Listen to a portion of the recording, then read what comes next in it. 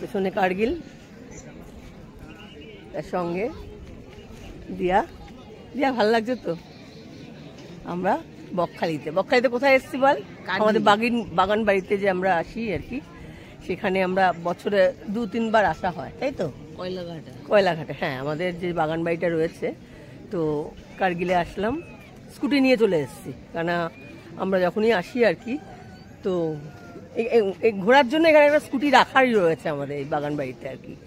তো এমনিতে তো 4 হুইলার নিয়ে আসি, কলকাতা থেকে যখনই আসি তখন তো গাড়ি নিয়েই আসা হয়। তাই এখানে একটা 2 হুইলার রয়েছে, সেটা নিয়ে আমরা দুজন মিলে চলে আসলাম কার্গিল দেখার জন্য। আপনাদেরও দেখালাম যে যখনই আপনি বকখালিতে আসবেন এই কার্গিল ব্রিজটায় আসবেন, দেখতে পাচ্ছেন কি সুন্দর লাগছে। ওকে, তাহলে আর কিছু বলার নেই, চলে আসবেন, আপনাদের দেখিয়ে দিলাম। বনি তো সব কিছু দেখায়, বনি তো সব কিছু দেখে। তো এর আগেও অনেক কটা ব্রিজ আমি দেখিয়েছিলাম, তার মধ্যে এই কার্গিলটাও একটা।